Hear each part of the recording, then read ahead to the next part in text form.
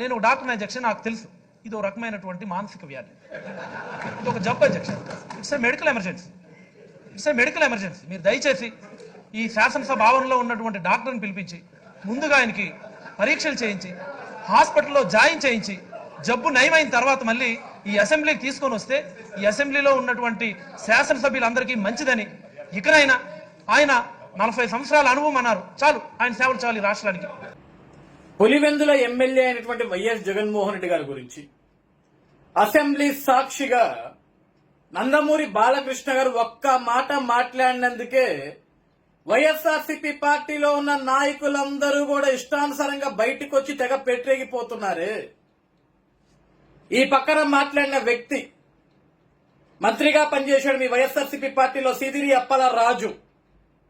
ఏం మాట్లాడాడండి? అసెంబ్లీ సాక్షిగా ఆ రోజు మాజీ ముఖ్యమంత్రిగా ఉన్న వ్యక్తి, ప్రధాన ప్రతిపక్ష హోదాలో ఉన్న వ్యక్తి అయిన నారా చంద్రబాబు నాయుడు గారు అదే అసెంబ్లీలో ఉన్నప్పటికీ ఆయన్ని ఉద్దేశించి ఆయన ఒక మానసిక రోగి, అసెంబ్లీ ప్రాంతంలో ఉన్న డాక్టర్లు ఎవరైనా ఉంటే వాళ్ళని పిలిపించి ఆయనకి మనం ఆరోగ్యం బాగు చేపించాలి, ఆయన బాగు చేసి మళ్ళీ అసెంబ్లీకి తీసుకురావాలి అని పనికిరాని మాటలన్నీ మాట్లాడుతుంటే అదే అసెంబ్లీ సాక్షిగా ఆ రోజు 151 మంది ఎమ్మెల్యేలు మేము అని విర్రవీగిన ప్రతి ఒక్కడు కూడా పైశాచిక నవ్వు నవ్వి వికటాహాసం చేసి జగన్మోహన్ రెడ్డితో సహా ప్రతి ఒక్కడు కూడా పైశాచికంగా నవ్వితే ఆ రోజు గుర్తుకు రాలేదా ఈ బాధ మీకు? ఆ రోజు గుర్తుకు రాలేదా ఈ ఆవేదన మీకు? ఈరోజు కేవలం నందమూరి బాలకృష్ణ గారు వైఎస్ జగన్మోహన్ రెడ్డిని ఒక సైకోగాడు అని మాట్లాడినందుకే మీరు గుండెలు బాధేసుకుంటున్నారు. ఈరోజు నందమూరి బాలకృష్ణ గారు మాట్లాడిన దాంట్లో తప్పేమీ లేదు. జగన్ నిజంగా సైకోనే. ముఖ్యమంత్రి పీఠం కోసం సొంతం బాబాయిని హతమార్పించుకున్న వ్యక్తి సైకోనే. ముఖ్యమంత్రి పీఠం కోసం తన మీద తానే కోడి కత్తితోటి దాడి చేయించుకున్న వ్యక్తి సైకోనే.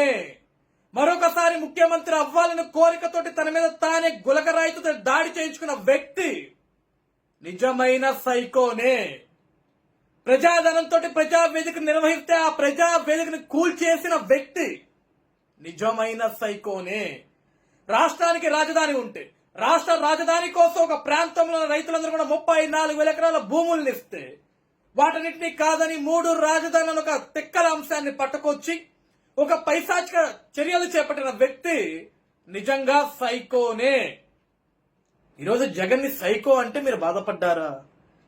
ఈరోజు చిరంజీవి గారిని ఒక్క మాట అనకపోయినప్పటికీ కూడా, వాడు వీడియోని ఎక్కడ మాట్లాడపోయినప్పటికీ కూడా, ఈరోజు దిక్కుమాల సాక్షి ఛానల్ ఉంది, దిక్కుమాల టీవీ 9 ఉంది, దిక్కుమాల ఎన్టీవీ ఉంది, దిక్కుమాల కొన్ని యూట్యూబ్ ఛానళ్లు ఉన్నాయి, దిక్కుమాల సాక్షి పత్రిక ఉంది, దిక్కుమాల వైఎస్ఆర్సీపీ పార్టీ నాయకులు ఉన్నారు, దిక్కుమాల పేరు నాని, దిక్కుమాల రోజా, దిక్కుమాల జోగి రమేష్, దిక్కుమాల అంబటి రాంబాబు, అలా దిక్కుమాల కన్నబాబు, అలా వైఎస్ఆర్సీపీ పార్టీలోని దిక్కుమాల వాళ్ళంతా కూడా ఈరోజు బయటకు వచ్చి నందమూరి బాలకృష్ణ చిరంజీవిని అలా అన్నాడు, ఇలా అన్నాడు.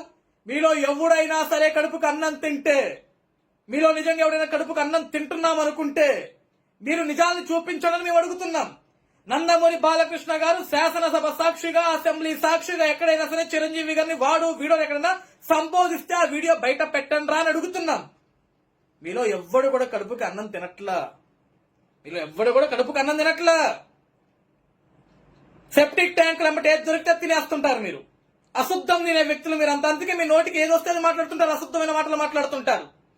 ఈరోజు కులాల మధ్య చిచ్చు పెట్టాలా, విద్వేషాలు రెచ్చగొట్టాలా, లేకుంటే అభిమానుల మధ్య విద్వేషాలు రెచ్చగొట్టాలా? ఈరోజు ఆంధ్రప్రదేశ్ రాష్ట్రంలో ప్రజలందరూ పిచ్చోళ్ళు కాబట్టి ఏది చెప్పినా నమ్మేస్తారన్నట్లుగా మీరు వ్యవహరిస్తున్నారు. ఈరోజు ఏం మాట్లాడాడే సీదిరి అప్పలరాజు?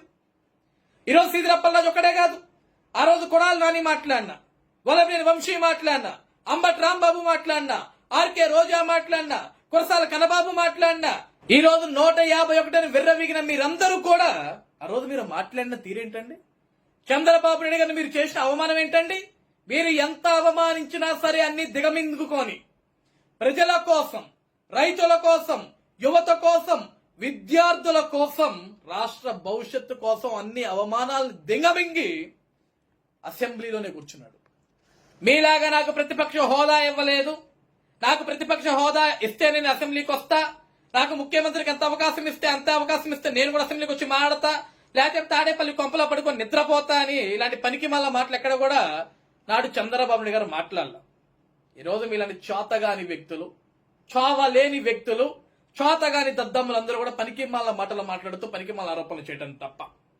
ఈరోజు వైఎస్ఆర్సీపీ పార్టీ నాయకులందరూ కూడా నిజంగా మీరు కడుపుకు అన్నమే తింటున్నాం అనిపిస్తే, మీరు నిజంగా కడుపుకు మేము తినేది అన్నమే, రైతు పండించే పంటని మేము తింటున్నాం అనిపిస్తే, నిజంగా నందమూరి బాలకృష్ణ గారు చిరంజీవి గారి గురించి వాడు వీడో ఎక్కడైనా మాట్లాడితే దాని గురించి మీరు చూపించండి, మీరు నిజాన్ని ఒప్పుకుంటాం. అది చేతగానప్పుడు మీరు నిజంగా కడుపుకు తినేది అన్నం కాదు, రైతు పండించే అన్నం కాదు, మీరు తినేది సెప్టిక్ ట్యాంకులు ఏ అశుద్ధమైతే దొరుకుద్దో అది తిన్నట్లే.